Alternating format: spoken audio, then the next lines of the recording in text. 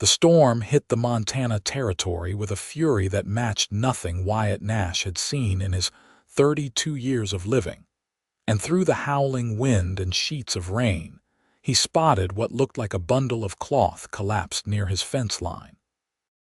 He dismounted from his horse in one swift motion, boots sinking into mud as he approached what he quickly realized was not cloth at all but a woman, her dark hair plastered to her face, her skin burning with fever even as the cold rain pelted down upon them both. Without hesitation, he scooped her into his arms, surprised by how light she felt, how fragile, and ran toward his small ranch house situated 5 miles outside of Willits, a rough settlement that had sprung up along the cattle routes in 1876. Inside his home, Wyatt laid the woman on his bed, the only proper one he owned, and began working to save her life with the same determination he brought to breaking horses or mending fences. Her breathing came shallow and ragged, each inhale seeming to cost her dearly, and he recognized the signs of pneumonia from when his younger brother had caught it years before. He stripped away her soaked clothing with clinical efficiency, averting his eyes as much as possible to preserve her dignity, wrapping her instead in his warmest blankets, and the quilt his mother had made before passing 5 years prior. The tribal designs on her dress told him she belonged to one of the Crow bands that still moved through these territories, though tensions between settlers and the tribes had been running high since the battles up north with the Sioux. Through the night, Wyatt worked tirelessly, stoking the fire until the small house became almost unbearably warm, preparing poultices from the herbs he kept for treating sick cattle, and spooning warm broth between her cracked lips whenever she seemed even marginally conscious. Her fever raged like a wildfire, and twice he thought he might lose her, her body going rigid with chills despite the heat in the room, her teeth chattering so violently he feared she might crack them. He held her through those moments, adding his own body heat to the blankets, whispering words he hoped were soothing even though she could not understand them in her delirium.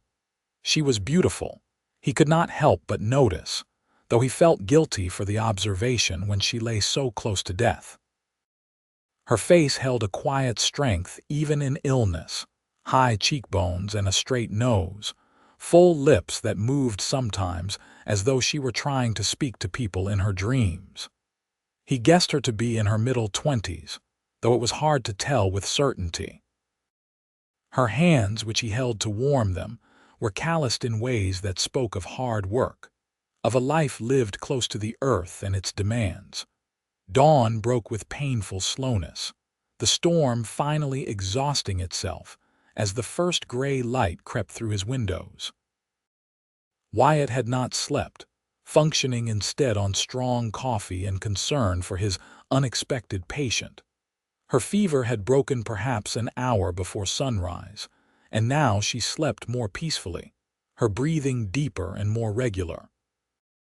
He allowed himself to feel a moment of relief, sagging into the chair he had pulled beside the bed, his own exhaustion finally catching up with him. The sound of horses brought him alert instantly. Not one horse or even a handful, but many, their hooves creating a thunder that seemed to shake the very ground. Wyatt moved to his window and felt his blood run cold at the sight that greeted him. Warriors, at least 100 of them, sat mounted in a semicircle around his house, painted for war, armed with rifles, bows, and lances. They sat in perfect silence, watching his home with an intensity that spoke of deadly purpose. Wyatt checked his rifle, found it loaded, but knew immediately that fighting was not an option. Even if he were the best shot in Montana, which he was not, one man could not stand against 100. Besides, he had done nothing wrong by the tribal woman sleeping in his bed except try to save her life. Surely they would understand that, would see reason. He hoped they would see reason, though hope felt like a fragile thing as he looked out at the assembled warriors. He stepped out onto his porch, keeping his hands visible and away from the gun belt at his waist. The morning air was crisp and clean after the storm, carrying the scent of wet earth and sage. The warriors remained motionless, their horses equally still, and Wyatt had the uncomfortable feeling of being judged by 100 pairs of eyes. One warrior rode forward slowly, his bearing suggesting leadership, his face painted with ochre and white in patterns Wyatt did not understand. He was perhaps 40 years old, weathered by sun and wind and the hard life of the plains, his eyes sharp with intelligence and current anger. He stopped his horse 20 feet from the porch and spoke in the Crow language, his tone making it clear he was asking a question, likely demanding an answer. Wyatt shook his head, spreading his hands. "I do not speak your language," he called out, keeping his voice steady despite the hammering of his heart. "But if you are looking for the woman, she is here. She is safe. I found her in the storm, sick with fever. I have been caring for her through the night." The warrior's eyes narrowed, and he spoke again, this time with an edge that needed no translation.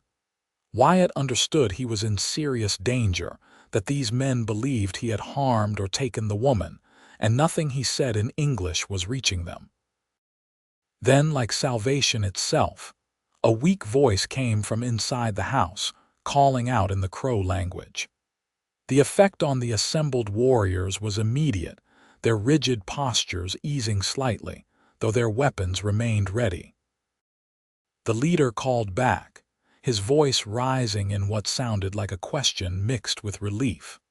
The woman appeared in the doorway, wrapped in Wyatt's blankets, leaning heavily against the frame for support. She looked barely strong enough to stand, her face still pale from her ordeal, but she spoke with authority, her voice gaining strength as she continued.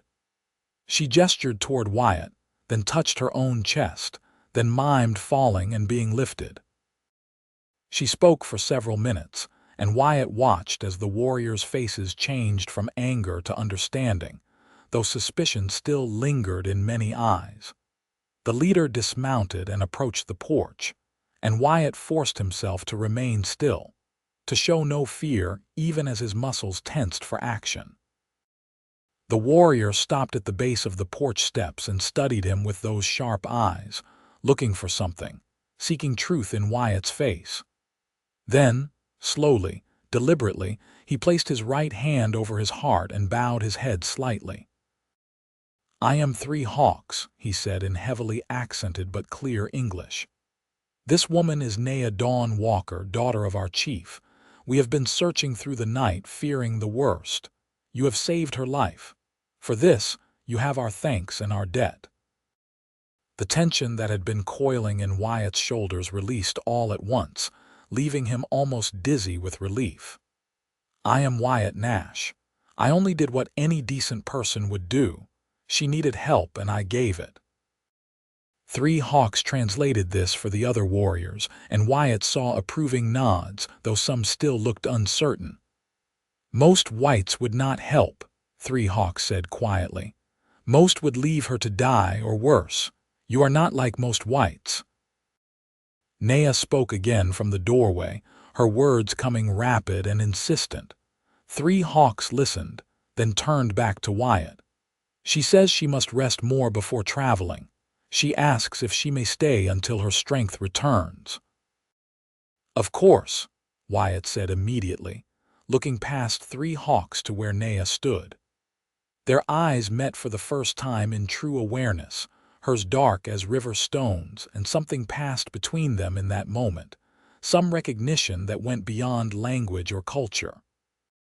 "She can stay as long as she needs. I will continue to care for her." This prompted a discussion among the warriors, voices rising and falling in debate. Finally, 3 Hawks held up his hand for silence and spoke with the authority of a decision made. "Half will stay to guard her honor and safety. The others will return to tell her father she has been found and is recovering. When she is well enough to travel, we will take her home." Wyatt nodded, understanding this was the compromise, the bridge between their world and his. Having 50 armed warriors camped around his property was not ideal, but it was far better than the alternative. "There is a creek beyond that rise," he said, pointing. "Good water, some shelter from the wind. Your men are welcome to it." And so began the strangest week of Wyatt Nash's life. He tended to Naya as she recovered, bringing her food and water, changing the poultices, keeping the fire burning steady. She slept most of the first 2 days, her body desperately needing rest to heal itself. The warriors maintained their vigil outside, setting up a proper camp by the creek, their cooking fires visible in the evening, their songs occasionally drifting on the wind. On the 3rd day, Naya was strong enough to sit up and take proper food. Wyatt had made stew from venison and vegetables, nothing fancy but nourishing, and she ate with an appetite that pleased him. They could not speak to each other directly, not yet, but communication happened anyway through gestures and expressions, through the careful way he helped her drink water and the grateful way she looked at him. 3 hawks served as translator when he visited each morning and evening, checking on Naya's progress and reporting it back to the waiting warriors. Through him, Wyatt learned that Naya had been out gathering medicine plants when the storm hit, had been separated from her companions and become lost in the driving rain and wind. By the time she found his property, she was already deep in fever, barely conscious.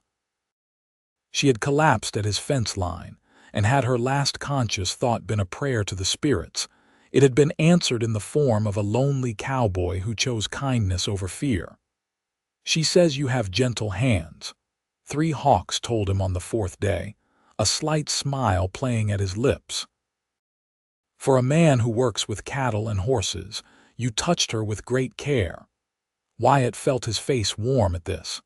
"I have a sister," he said, though this was not entirely true anymore since Sarah had died in childbirth 3 years past. "I learned from watching how women should be treated." As Naya grew stronger, she began teaching him words in her language, pointing at objects and saying their names, delighting in his clumsy attempts to repeat them. He did the same with English, and she proved a quicker student, her tongue adapting more easily to his language than his did to hers. They learned together the words for fire, water, food, blanket, horse, sky, earth, and a dozen others that made up the vocabulary of daily life. "Your name," she said carefully on the 5th day, her English heavily accented but understandable. "Wyatt, it means what?" "It is just a name," he said, charmed by her curiosity. "From the old language of England, I think. It means brave in war, but I am no warrior." "You fought for my life," she said seriously, holding his gaze. "That is warrior's work." He had no answer to that, his throat suddenly tight with emotion he could not name. She was sitting in his chair by the fire now, wrapped in one of his shirts and her own dress, which he had washed and dried. Her hair fell loose around her shoulders, black as a raven's wing, and in the firelight her beauty struck him anew, along with the growing realization that she would soon be well enough to leave, to return to her people, and he would likely never see her again. That night, as he lay in his bedroll near the fire, he heard her moving and sat up to find her standing at the window, looking out at the camp where the warriors slept. "Are you feeling worse?" he asked, concerned. "Do you need something?" "I am well," she said softly. "But I think of my father, who must be very worried. 3 hawks says they sent word I am found and safe, but a father's heart does not rest until he sees with his own eyes." "You will be with him soon," Wyatt said, joining her at the window. "Another day or 2 and you will be strong enough to ride." "Yes," she agreed, but her tone held something he could not quite identify. "I will go home, back to my people, and you will stay here with your cattle and your horses and your empty house." "It is not so empty," he said, attempting lightness. "I have a dog that comes around sometimes." She turned to look at him, and in the dim light her eyes seemed to hold entire universes. "You are alone here. Why? A man like you should have a wife, children, a full life." The question cut deeper than she probably intended. "I was engaged once," he admitted, surprised at his own willingness to share this. "To a girl from town. But she decided she wanted a merchant instead of a rancher, wanted a life that did not involve mud and cattle and hard winters. Cannot say I blame her much. She was a fool," Naya said with such conviction that Wyatt laughed despite himself. "Maybe," he said, "or maybe she just knew what she wanted and it was not me." Naya moved closer and he could smell the sage he had used in her medicine, mixed with something that was simply her. "My people have a saying, the heart knows its home even when the feet walk far paths. I think your heart has not found its home yet." "And yours has?" he asked, genuinely curious. She was quiet for a long moment. "I thought it had. I thought my home was with my people, following the old ways, living as we have always lived. But now I wonder if home is not a place but a feeling, and I feel something here that I have never felt before." The air between them seemed charged with possibility, with the weight of words not yet spoken. Wyatt wanted to ask what she felt, wanted to tell her that he felt it too, this strange pull, this connection that had formed in the midst of fever and fear and the careful intimacy of caretaking. But he held back, knowing that such a conversation could lead nowhere good. She was the daughter of a Crow chief, and he was a white rancher trying to scratch out a living on difficult land. Their worlds did not mix, not in 1876, not in Montana where tensions ran high and understanding ran low. The next morning brought unexpected visitors.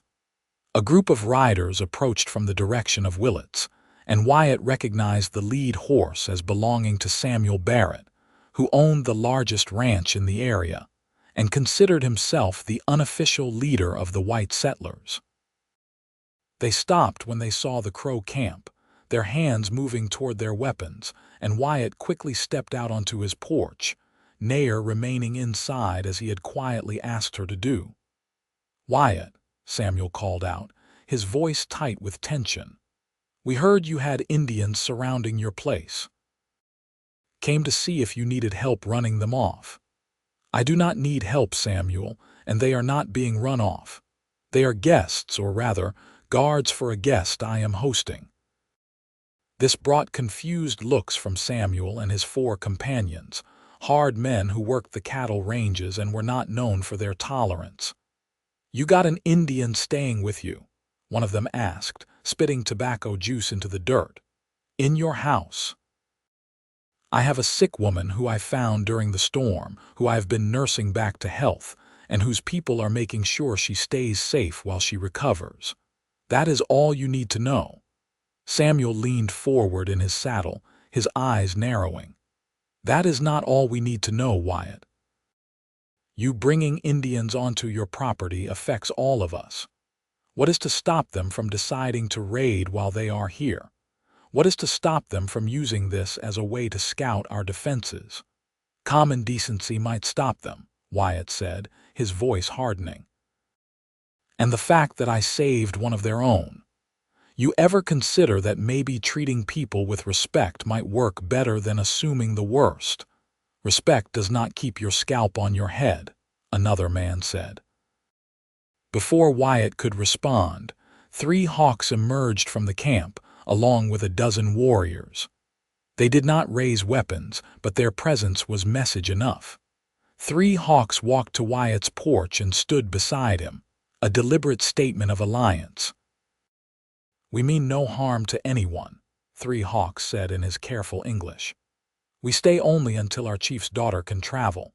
Then we leave in peace, as we came in peace." Samuel looked between Wyatt and 3 hawks, clearly disliking the situation but smart enough to see he was outnumbered. Just see that you do leave, he finally said. And Wyatt, you might want to think about where your loyalties lie.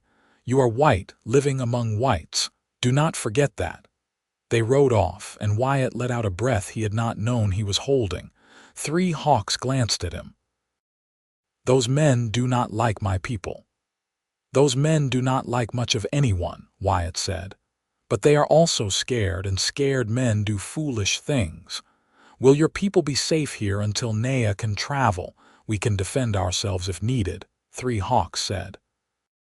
But I think it would be better if she could travel sooner rather than later. The longer we stay, the more nervous the whites will become. Wyatt knew he was right, but the thought of Naya leaving filled him with a sense of loss he could not explain, not rationally. He had known her for less than a week, had spent most of that time caring for her while she was barely conscious, and yet she had become important to him in ways that defied easy explanation. That evening, as Wyatt prepared dinner, Naya told him she would leave the next morning. I am strong enough now, she said. And 3 hawks is right that staying longer brings danger for everyone. I understand, Wyatt said, though understanding and accepting were different things. Do you? She asked, moving to stand near him at the stove where he was stirring beans. Do you understand why I do not wish to go? He turned to look at her, ladle forgotten in his hand. Naya. My father will expect me to marry, she continued as if he had not spoken. There is a warrior, brave and strong, who has asked for me many times. My father favors the match. Before the storm, before I came here, I had decided to accept. Something twisted painfully in Wyatt's chest. And now I know what it is to feel truly seen by another person, she said softly. Even without many words, even across the great distance between our peoples, I feel you see me, Wyatt Nash. The true me, not the chief's daughter, not the potential wife for a political alliance, but me, Naya. He set down the ladle and took her hands in his, marveling at how right they felt there. I do see you. And what I see is the bravest, strongest, most remarkable woman I have ever met. What I do not see is how this can work, how we can be anything other than what we are right now in this moment. Then let us have this moment, she whispered, and rose on her toes to press her lips to his.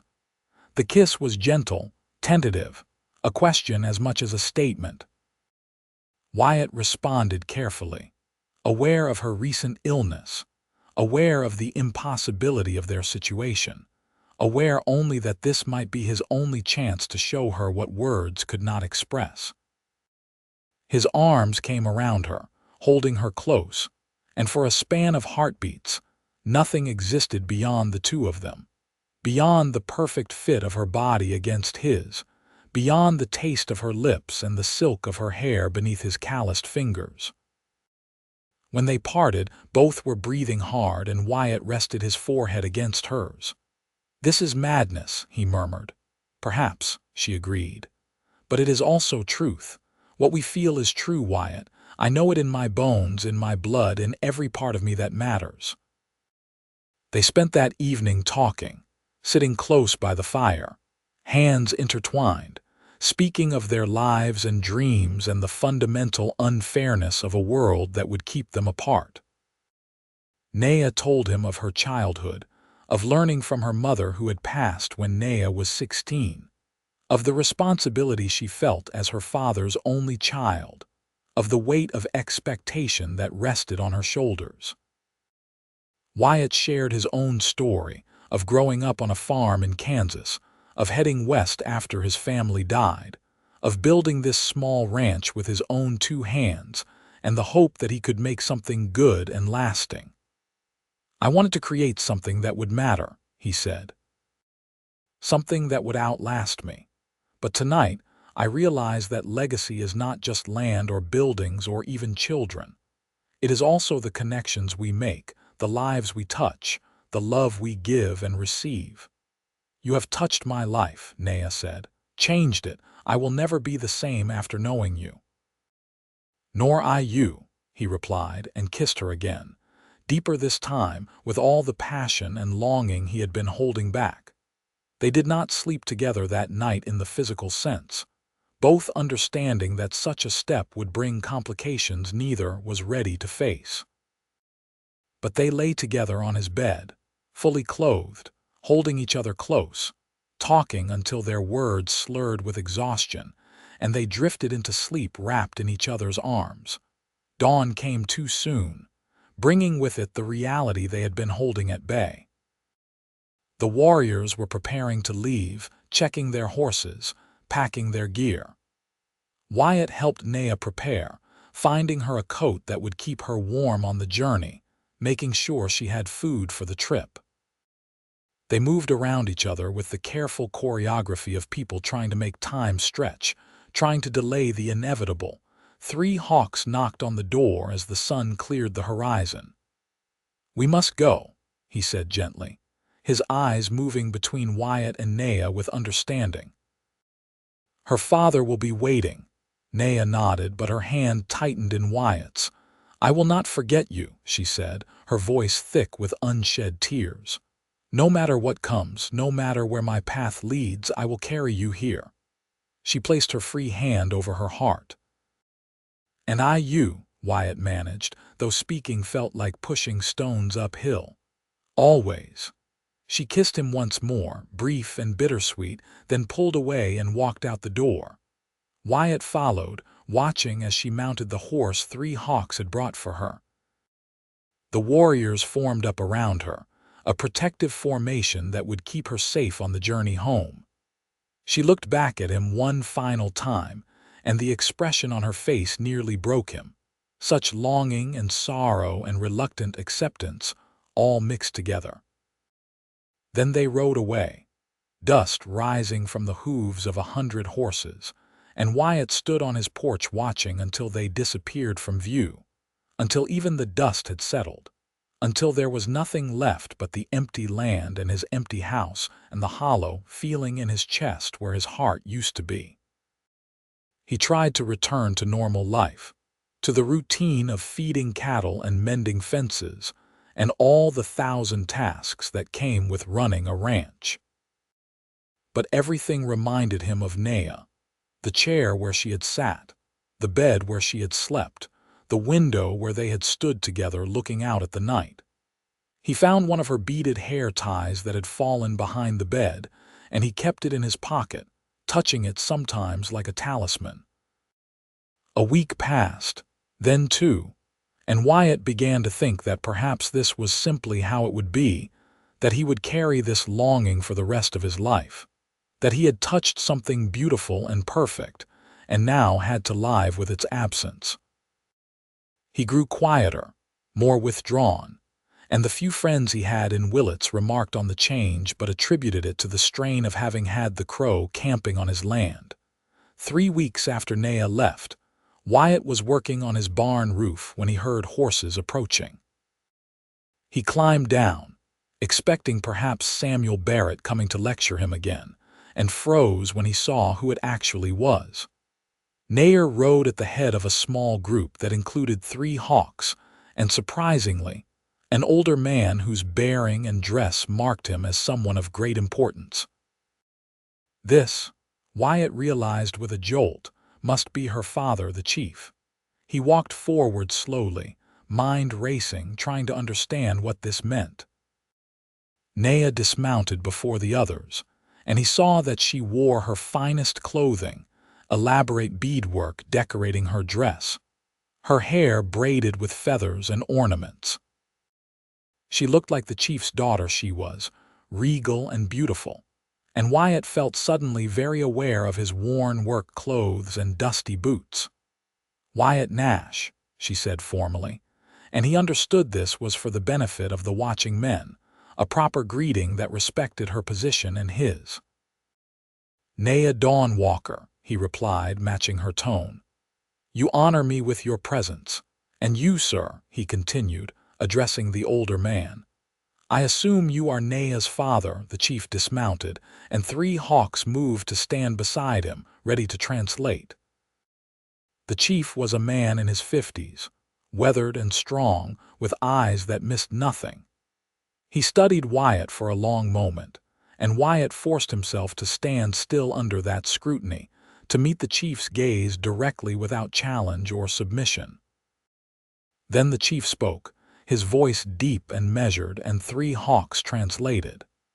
He says you saved his daughter's life when many would have left her to die. He says you cared for her with honor and respect, keeping her safe until she could return to her people. He says this is a debt that must be repaid, and he has come to discuss how this might be done. There is no debt, Wyatt said immediately. I did what any decent person would do. I want nothing in return. This was translated, and the chief's eyebrows rose slightly. He spoke again, and three hawks smiled faintly as he translated. He says you are either a liar or a fool because a man who wants nothing is one or the other. He asks which you are. Despite the tension of the moment, Wyatt almost laughed. Tell him I might be a fool, but I am not a liar. I truly want nothing except to know that Naya is well and happy. The translation brought a longer response from the chief, and three hawks' smile grew. He says that is interesting, because his daughter says the same thing. She says she cannot be happy unless she is with you, and she has refused to marry the warrior who asked for her. She says her heart belongs to the white rancher who saved her, and she will have him or no one. Wyatt's eyes flew to Naya, who was watching him with an expression that mixed hope and fear and determination. Is this true? He asked her directly. It is true, she said, speaking English now. I told my father everything, about how you cared for me, about the time we spent together, about the feelings that grew between us. I told him I cannot marry another when I love you.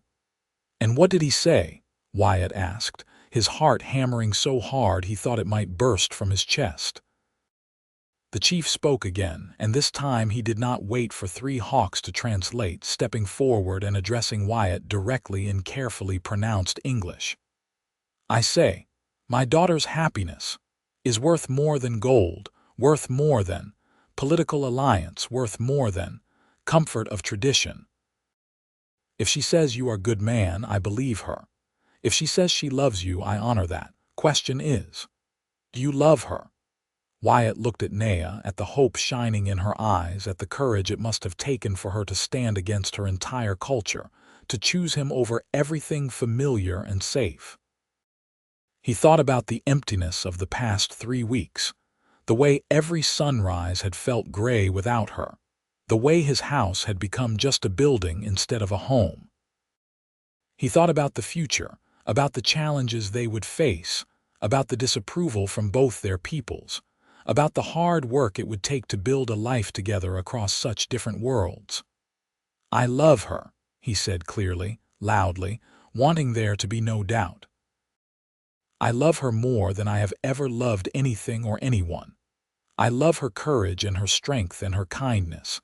I love her laugh and her spirit and the way she sees the world. I love her enough to face whatever comes, as long as we face it together. Naya made a small sound and ran to him, and he caught her in his arms, lifting her off her feet, burying his face in her hair.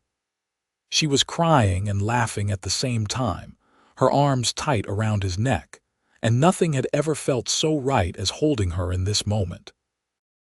When they finally pulled apart, both were smiling through tears.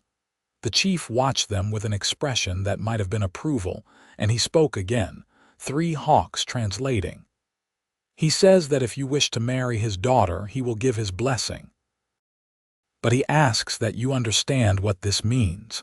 You will be part of 2 worlds, belonging fully to neither.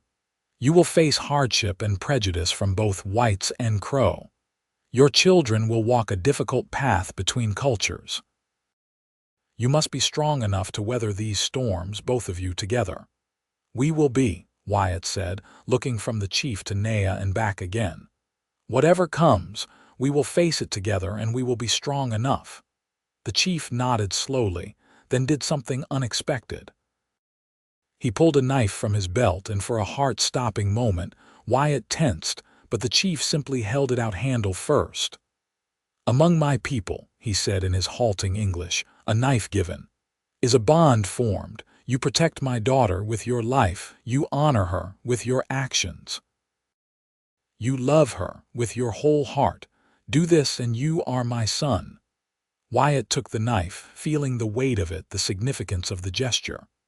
"I swear it," he said solemnly. "On my life and my honor, I swear it." What followed was a whirlwind of planning and preparation. Naya explained that they would have 2 weddings, one in the Crow tradition and one in the White tradition, binding them in both worlds. The chief and 3 hawks would stay to help arrange the Crow ceremony, which would take place in 3 days at the ranch, giving time for word to spread, and for those who wished to attend to arrive. Those 3 days were filled with activity. Warriors came and went, bringing materials for the ceremony, setting up a large circle near Wyatt's house where the wedding would take place. Naya worked on her wedding dress with help from several Crow women who arrived to assist her, their presence turning Wyatt's quiet ranch into a bustling village. He was grateful for their help and tried to make them all feel welcome, though he was aware of the suspicious looks some gave him, the whispers that followed when he passed. 3 hawks became an unlikely friend during this time, helping Wyatt understand the ceremony's requirements and teaching him some of the Crow language so he could speak his vows properly. "You are a brave man," 3 hawks told him on the evening before the wedding. "Not for fighting, but for this. For choosing love over easy path." "Does not feel like bravery," Wyatt admitted. "Feels like the only choice I could make." "That is what bravery is," 3 hawks said. "Doing the hard right thing because it is right, not because it is easy." The day of the Crow wedding dawned clear and cold, autumn giving way to the promise of winter. Over 50 people gathered in the circle that had been prepared, mostly Crow but also a handful of whites from Willits who had heard what was happening and come out of curiosity, or in a few cases, genuine support. Samuel Barrett did not come, and Wyatt was glad of it. The ceremony was beautiful and strange, involving singing and prayers and ritual exchanges that Wyatt followed as best he could with 3 hawks' guidance. Naya looked breathtaking in her wedding dress, white doeskin decorated with elaborate quillwork and beadwork, her hair loose and flowing, a crown of feathers resting on her head. When the time came for vows, Wyatt spoke in his rough Crow, promising to honor her, to provide for her, to stand beside her always, and the words felt powerful despite his uncertain pronunciation. Naya spoke her vows in both Crow and English, her voice clear and strong. "I choose you," she said, her eyes locked on his. "Across all the distance between our peoples, I choose you. In this life and whatever comes after, I choose you." They were declared married by the chief himself, and the celebration that followed lasted into the night, with food and dancing and a joyfulness that transcended language and culture. Wyatt danced with Naya, awkward at first in the Crow style but growing more confident as the night wore on, and he saw acceptance slowly growing on the faces of her people, saw them beginning to view him not as a white stranger but as Naya's chosen one, as part of their extended family. The white wedding came a week later, held in the small church in Willits with the circuit preacher officiating.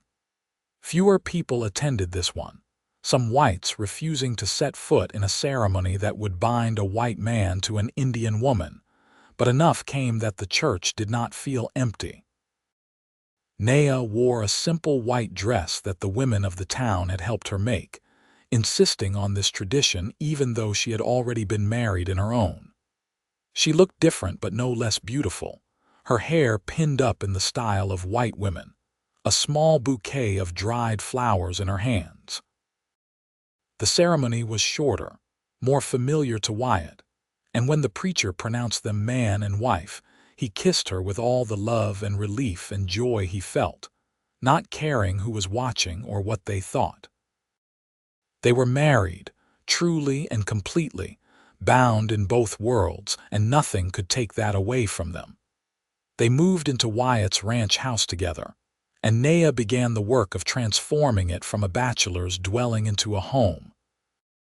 She brought with her not just belongings but knowledge, teaching Wyatt about plants and herbs he had never noticed, about reading the weather and understanding the land in ways his book learning had never covered. He, in turn, taught her about managing cattle and handling the business side of ranching, about dealing with the merchants in Willits and the buyers who came through looking for beef. They made a good team, their skills complementing each other, but it was not easy. They faced suspicion and prejudice from both sides. Whites who thought Wyatt had betrayed his race by marrying an Indian, Crow who thought Naya had abandoned her people for a white man. There were ugly incidents, words spoken in anger, once even a rock thrown through their window.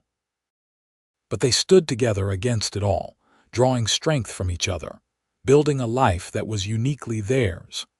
Winter came hard that first year of their marriage, snow piling high and temperatures dropping to dangerous levels.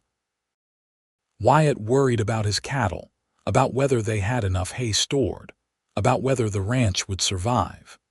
Naya showed him techniques her people used to help animals weather the harsh conditions, and together they worked from dawn to dusk keeping the herd alive. It was during one of these long winter days, both of them exhausted from breaking ice on the water troughs, that Naya told him she was pregnant. He was holding an armful of hay when she said it, and he dropped it all, straw scattering across the snow as he gathered her into his arms. "Are you certain?" he asked, pulling back to look at her face. "I am certain," she said, smiling. "We will have a baby by summer." He kissed her then, deep and long, tasting snow and cold air and the incredible sweetness of this moment. A baby. Their baby. A new life that would carry both their bloodlines, both their cultures, both their dreams forward into an uncertain future. The pregnancy was not easy, and Wyatt worried constantly, remembering how his sister had died in childbirth, afraid the same fate might take Naya from him. But she was strong, continuing to work alongside him as long as she could, only slowing down in the final weeks when her body grew heavy with the child. She gave birth in early summer, on a day when the sun shone bright and wildflowers covered the meadow near their house. The labor was long and difficult, and Wyatt paced outside while Crow women who had come to help attended to Naya inside. He could hear her cries of pain, and each one felt like a knife to his heart, making him feel helpless and desperate. Then, finally, a different cry cut through the air. A baby's cry, strong and loud and unmistakably alive. One of the women came out smiling broadly. "You have a son," she said in careful English. "A healthy, strong son, and your wife is well." Wyatt rushed inside to find Naya propped up in their bed, exhausted but radiant, holding a tiny bundle wrapped in soft cloth. His son. Their son. He approached slowly, almost afraid to breathe, and looked down at the small face peeking out from the wrappings. The baby had Naya's dark hair and what looked like Wyatt's nose, his skin a beautiful shade between both his parents. "He is perfect," Wyatt whispered, touching one tiny hand with his finger, marveling when the baby's fingers closed around it in an instinctive grip. "He is ours," Naya said, and the pure love in her voice made Wyatt's eyes sting with tears. They named him William Two Rivers Nash, the first name from Wyatt's father and the middle name honoring Naya's people's tradition of descriptive names. The baby thrived, growing strong and healthy, his presence filling the house with new sounds and new purpose. Wyatt discovered reserves of patience and gentleness he had not known he possessed, spending hours rocking his son, singing him songs, telling him stories about both his heritages. The ranch grew more prosperous as the years passed, partly due to hard work and smart management, partly due to the unique position Wyatt and Naya held between two worlds. They could facilitate trade and understanding in ways others could not, building bridges where before there had been only suspicion. Not everyone approved, and they still faced prejudice, but slowly, gradually, they carved out a space for themselves and their growing family. 2 years after William was born, Naya delivered a daughter they named Margaret River Nash, called Maggie from the start. She had Wyatt's light brown hair but Naya's dark eyes, and where William was serious and thoughtful, Maggie was all laughter and mischief from her first days. Raising the children to honor both their cultures became Wyatt and Naya's most important work. They spoke both English and Crow at home, celebrated holidays and ceremonies from both traditions, taught the children stories and skills from both sides of their heritage. It was not always easy, and there were times when the children struggled with their identity, feeling not quite white enough for the white world and not quite Crow enough for the Crow world.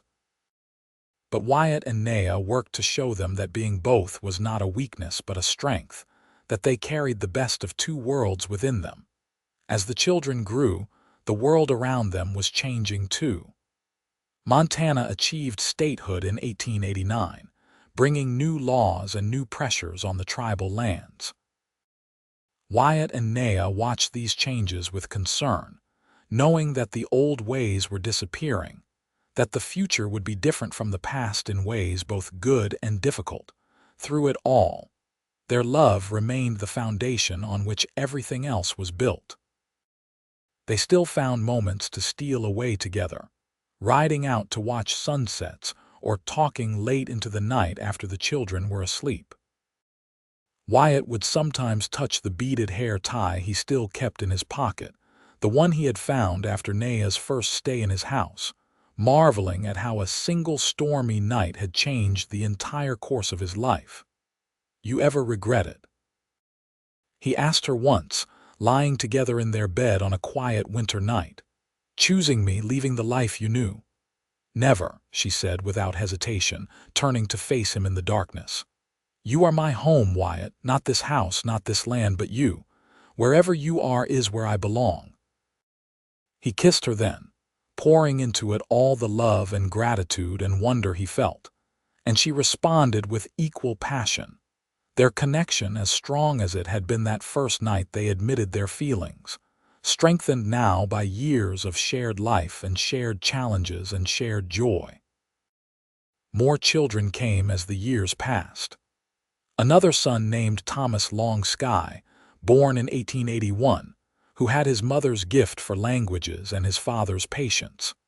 Then twin daughters in 1883, Catherine Morning Star and Elizabeth Dawn Song, who were identical in appearance but opposite in temperament.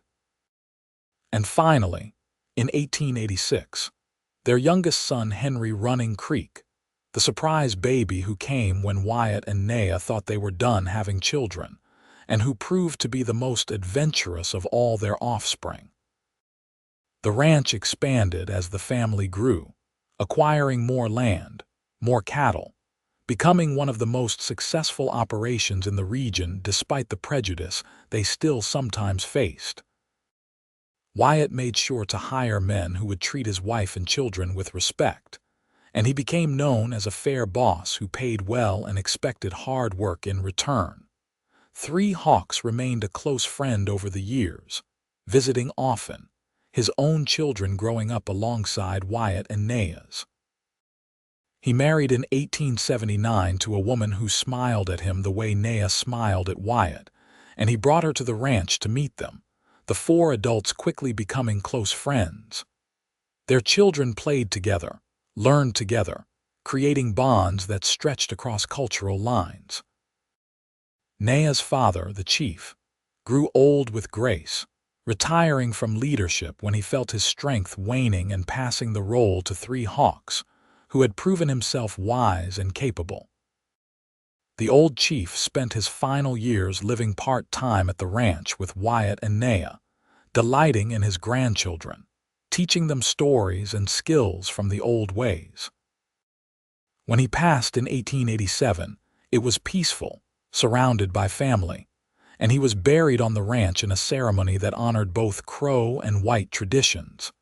Samuel Barrett, the rancher who had objected so strongly to Wyatt's choices, eventually came around as well, though it took years. A drought in 1884 nearly destroyed him, and it was Wyatt who extended credit and assistance, asking nothing in return. The kindness broke through Samuel's prejudice, and he became, if not a friend, then at least a respectful neighbor, his own grandchildren eventually playing with Wyatt and Naya's youngest. The house on the ranch was expanded over the years to accommodate the growing family, rooms added on, a second story built. But the original room where Wyatt had first cared for Naya remained unchanged, kept as it had been, a reminder of where everything began. Sometimes, on quiet evenings, Wyatt and Naya would sit in that room together, remembering that stormy night in 1876, marveling at how far they had come. As the 19th century drew toward its close, Wyatt and Naya found themselves looking back on a life well lived.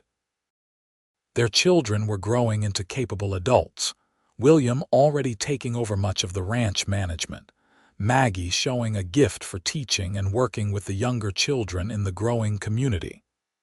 The younger ones were still finding their paths, but all showed promise in different ways.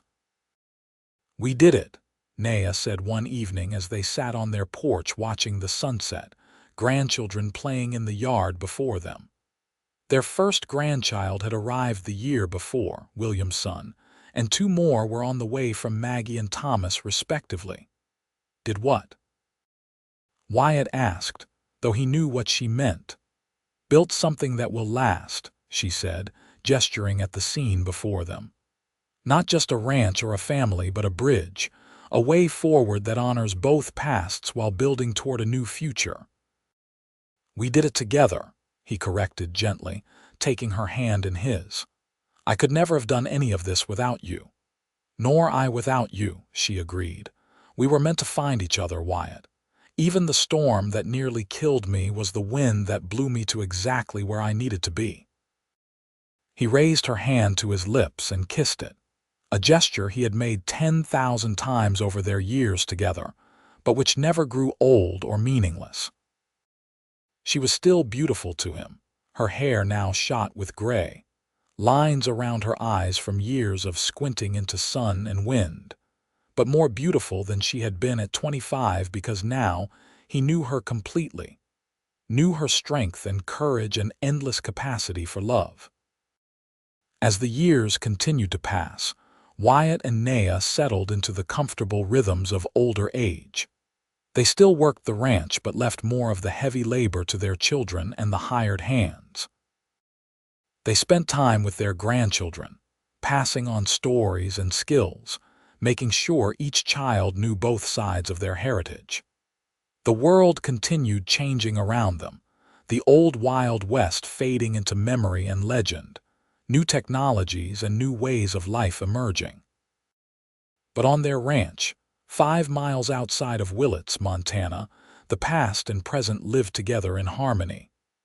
White and Crow traditions blended naturally, creating something unique and beautiful. It was not always easy, and there were still those who disapproved or did not understand, but the Nash family stood as living proof that love could bridge any divide, that courage and commitment could overcome prejudice and fear. In 1896, on a warm spring evening, Wyatt and Naya celebrated their 20th wedding anniversary. Their children organized a large gathering, inviting friends and neighbors from both communities, filling the ranch with food and music and laughter.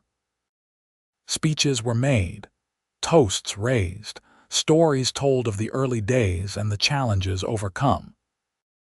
When it came time for Wyatt to speak, He stood with Naya at his side and looked out at the assembled crowd, at the faces of his children and grandchildren, at the mixture of white and crow, at the community they had helped build. 20 years ago, he began, his voice carrying clearly in the evening air, a storm brought me the greatest gift of my life. I found a sick woman near death, and in saving her, she saved me. She taught me that love has no boundaries, that family is not defined by blood or culture, but by choice and commitment. She gave me children who are the best of both worlds, and she has given me a life richer than any I could have imagined. Naya Dawn Walker Nash, you are my heart, my home, my everything. Here is to 20 years and to all the years to come. The crowd erupted in applause and cheers, and Naya, never one for public speaking, simply kissed him, long and deep, not caring who was watching, and the crowd cheered louder still. They danced that night, Wyatt and Naya, moving together with the ease of long practice. And as the stars came out overhead and the music played on, they held each other close and whispered words of love that needed no audience but each other. The years that followed were marked by continued growth and occasional challenges. Droughts came and went. Markets fluctuated. Children married and had children of their own, expanding the family tree in beautiful and unexpected directions. Through it all, Wyatt and Naya remained the center, the foundation on which everything else rested. In 1901, when Wyatt was 57 and Naya was 50, they took a trip together, their first real journey beyond Montana in decades. They traveled by train to San Francisco, marveling at the cities and the ocean, at how much the world had changed since their youth. But after 2 weeks, they were both eager to return home, to the ranch and the land and the life they had built. I thought I would love seeing new places, Naya admitted as their train carried them back toward Montana. But all I could think about was getting home. That is because we have built something worth returning to, Wyatt said, his arm around her shoulders as they watched the landscape roll by. Not everyone can say that. Back at the ranch, they settled into the final chapters of their lives with grace and gratitude. Their children were all grown now, successfully managing the ranch and building their own lives while remaining close to the family center. Grandchildren were everywhere, it seemed, and Wyatt and Naya delighted in spoiling them, passing on wisdom gained from long experience, creating memories that would last generations. In the autumn of 1905, Wyatt fell ill with pneumonia, the same sickness that had nearly claimed Naya 29 years before. She nursed him with the same dedication he had shown her, and though it was a near thing, he recovered, though weaker than before. After that, they both understood that their time was growing short, that the years ahead were fewer than the years behind. They made the most of what time they had, spending quiet hours together, reviewing a life well lived, talking about everything and nothing, simply enjoying each other's presence. They sat often in that original room where everything had started, holding hands, remembering and dreaming. "If I could go back," Wyatt said one day, his voice soft with memory, "to that night in the storm, knowing everything that would come, all the challenges and prejudice and hard work, I would not change a single thing. I would do it all again exactly the same way." "As would I," Naya agreed. Every moment, every trial, every joy, it all brought us here to this place, this life, this love. I am grateful for all of it. He kissed her then, gentle and sweet, a kiss that held 29 years of love and partnership, of shared dreams and shared burdens, of a bond that had only grown stronger with time. In the winter of 1907, Naya developed a cough that would not go away, and despite all their efforts and the best doctors they could find, it worsened into consumption. Wyatt barely left her side as she grew weaker, holding her hand, talking to her, making sure she was never alone. Their children and grandchildren gathered, filling the house with love and support, saying goodbyes that broke all their hearts. On a quiet evening in February, with Wyatt holding her close and their family surrounding them, Naya passed peacefully, her last words a whisper of love to the man who had saved her life, and then made that life worth living. Wyatt's grief was profound but not bitter.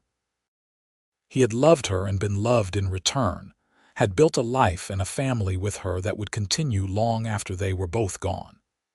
He lived another 3 years, staying on the ranch, helping with the grandchildren, telling stories of Naya and their early days, keeping her memory alive and vibrant. When he passed in his sleep in the spring of 1910, on a morning when the meadow was covered in the same wildflowers that had bloomed the day William was born, his family buried him beside Naya on the hillside overlooking the ranch. The funeral brought together over 200 people, white and crow, old and young, all touched in some way by the lives of Wyatt and Naya Nash. Their children carried on the ranch and the legacy, teaching their own children about the courage it took for their grandparents to choose love over fear, commitment over comfort, unity over division. The story of how Wyatt found Naya in a storm and saved her life, only to have 100 braves waiting outside the next morning, became family legend, told and retold with each generation, a reminder of where they came from and what they stood for. The Nash Ranch continued to thrive, expanding and adapting as the decades passed, but always remaining a place where two cultures met and merged, where the descendants of a white cowboy and a Crow chief's daughter built lives that honored both heritages. The original house was preserved, maintained with love and care, and in that first room where everything began, they kept Naya's beaded hair tie in a place of honor, a small thing that represented something enormous, a love that had changed lives and created family, and proved that the heart, indeed, knows its home even when the feet walk far paths. And so the story that began with a storm and an act of compassion, that grew into a love that defied convention and prejudice, ended with a legacy that would last generations. Wyatt and Naya Nash had found each other against all odds, had built something beautiful and lasting, and had proved that love, courage, and commitment could overcome any obstacle. Their story became part of the fabric of Montana history, a reminder that the Wild West was not just about gunfights and cattle drives, but also about people who dared to love across divides, who chose hope over fear, and who built futures that honored the past while reaching toward something new and better. In the end, that stormy night in 1876 had not just saved one woman's life. It had created a family, built a bridge between worlds, and left a legacy of love that would endure long after the Wild West itself had faded into legend. The ranch still stands today, run by the great-great-grandchildren of Wyatt and Naya, and if you visit on a quiet evening, they might tell you the story of how it all began, of a cowboy who sheltered a sick tribal woman in his home, of 100 braves who waited outside the next morning, and of the love that changed everything. It is a story worth telling, worth remembering, worth carrying forward into whatever future awaits, a testament to the power of compassion, courage, and a love that conquered all.